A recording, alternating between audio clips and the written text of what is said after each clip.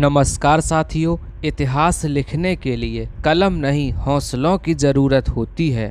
तो चलिए आज का सफ़र शुरू करते हैं आपके साथ। फैदोमीटर का उपयोग किसे मापने में किया जाता है?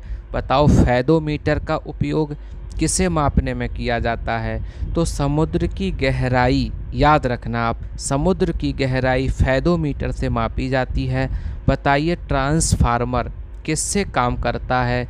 ये जो ट्रांसफार्मर होता है ये किससे काम करता है? याद रखना, केवल प्रत्यावर्ती धारा से, जिसे एसी कहते हैं, उससे काम करता है। डॉपलर प्रभाव किससे संबंधित है? ये जो डॉपलर प्रभाव है ये किससे संबंधित है? याद रखना, ये ध्वनि से संबंधित है। किससे संबंधित है? ध्वनि से संबंधित है। दूरदृष्टि निवारण के लिए कौन सा लेंस प्रयोग करते हैं? तो उत्तल लेंस का प्रयोग होता है। दूरदृष्टि निवारण के लिए उत्तल लेंस का प्रयोग होता है। एक दांत चिकित्सक द्वारा रोगी के दांतों की जांच के प्रयुक्त होने वाला दर्पण क्या है? तो वो है अवतल। कौन सा है? वो अवतल है। इसको भी अच्छे से याद रखिएगा, इससे संबंधित भी प्रश्न एग्जाम में आ जाते हैं। किसके कारण आकाश का रंग नीला दिखाई पड़ता है? तो आकाश का रंग जो नीला दिखाई पड़ता है वो प्रकीर्णन के कारण दिखाई देता है। वायु शक्ति में ऊर्जा का कौन सा रूप विद्युत ऊर्जा में परिवर्तित होता है? बताओ भाई। तो याद रखना, वो है गतिज ऊर्जा। कौन सा रूप है? गतिज ऊर्जा का रूप विद्युत ऊर्जा में परिवर्तित होता है। घरेलू विद्युत उपकरणों में प्रयुक्त सुरक्षा फ्यूज तार किस प्रकार की धातु से बनी होती है? तो वो बनी होती है कम गलनांक वाली धातु से। किससे बनी होती है? कम गलनांक वाली धातु से। जब प्रकाश की किरण एक माध्यम से दूसरे माध्यम में जाती है तो आवृत्ति पर क्या प्रभाव पड़ता है? तो याद रखना, आवृत्ति समान रहती है। पराश्रव्य तरंगों की आवृत्ति कितनी होती है? जो पराश्रव्य तरंगें हैं इनकी आवृत्ति कितनी होती है? तो 20,000 हर्ट्ज से अधिक होती है। वायुमंडलीय दाब को मापने में किस यंत्र का उपयोग किया जाता है? तो वायुमंडलीय दाब को मापने में बैरोमीटर का उपयोग होता है। इसको भी आप अच्छे से याद रखिएगा।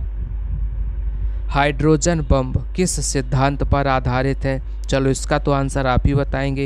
ये पिछले वीडियो का प्रश्न है और ये नाभिकीय संलयन पर आधारित है। ये आपने देखें, अच्छे से रिवीजन किया है कि नहीं किया है। एक तालाब के किनारे मछुआरा मछली को भाले से मारने की कोशिश करता है तो उसे निशाना कैसे लगाना चाहिए? तो याद रखना, जहाँ मछली दिखाई दे उसके नीचे अगर वो निशाना लगा दे तो वो कामयाब हो जाएगा। चलिए आज के सफ़र को और थोड़ा सा आगे बढ़ाते हैं। परमाणु बम का सिद्धांत, बताइए परमाणु बम का सिद्धांत किस पर आधारित है? तो याद रखना, ये नाभिकीय विखंडन पर आधारित है। ये दोनों सिद्धांत अच्छे से याद रखिएगा। परमाणु बम नाभिकीय विखंडन पर आधारित है। एक ट्रेन जैसे ही चलना आरंभ करती है उसमें बैठे हुए यात्री का सर पीछे की ओर झुक जाता है। इसका कारण क्या है? तो इसका कारण है स्थिरता का जड़त्व। प्रकाश के विद्युत चुंबकीय स्वरूप की खोज किसने की थी? बताइए भाई, किसने की थी? तो याद रखना, वो खोज करने वाले हैं मैक्सवेल। कौन है वो? मैक्सवेल हैं खोज करने वाले। चलिए आगे बढ़ते हैं। सूर्योदय और सूर्यास्त के समय आसमान में लाल रंग किसके कारण होता है? तो ये लाल रंग प्रकीर्णन के कारण होता है। इसको भी अच्छे से याद रखिएगा। किसके कारण होता है? प्रकीर्णन के कारण होता है। फाउंटेन पेन के आविष्कारक कौन थे? जो फाउंटेन पेन है, बताइए इसके आविष्कारक कौन थे? तो याद रखना, इसके आविष्कारक का नाम था वाटरमैन। वाटरमैन जो है, इन्होंने फाउंटेन पेन का आविष्कार किया है। बताओ, टेलीविज़न का आविष्कार किसने किया है? जो टेलीविज़न है इसका आविष्कार जॉन लॉगी बियर्ड ने किया है। किसने किया है? जॉन लॉगी बियर्ड ने किया है। किसी तत्व की परमाणु संख्या होती है, बताओ जो परमाणु संख्या है वो क्या होती है? तो याद रखना, नाभिक में प्रोटॉन की संख्या होती है। क्या होती है? नाभिक में उनके प्रोटॉनों की संख्या, तत्व की परमाणु संख्या दर्शाई जाती है।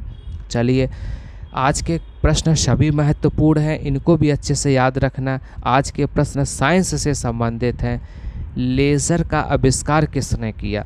बताओ लेज़र का आविष्कार किसने किया? तो थियोडोर मैमन, इनका नाम है थियोडोर मैमन, इन्होंने आविष्कार किया है लेज़र का। ध्वनि का पिच किस पर निर्भर करता है? बताओ भाई, ध्वनि का पिच किस पर निर्भर करता है? तो आवृत्ति पर निर्भर करता है। किस पर करता है? आवृत्ति पर। याद रखना, ध्वनि का पिच आवृत्ति पर निर्भर करता है। वाहनों के जो अग्रदीप होते हैं उनमें किस प्रकार का दर्पण होता है? तो याद रखना, परावलयी दर्पण होता है। कौन सा होता है? परावलयी दर्पण होता है। अगले प्रश्न से मिलिएगा। एक से एक बढ़िया प्रश्न हैं, ये सब आपके लिए हैं, इनको अच्छे से याद रखिएगा। विद्युत ऊर्जा को यांत्रिक ऊर्जा में बदलता है। बताओ भाई, कौन बदलता है? अभी आपने यांत्रिक को विद्युत में बदलना सीखा था, अब बताओ विद्युत को यांत्रिक में कौन बदलता है?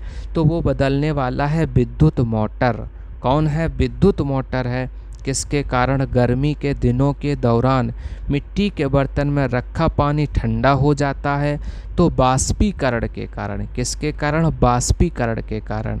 चलिए, आप सभी का बहुत बहुत धन्यवाद।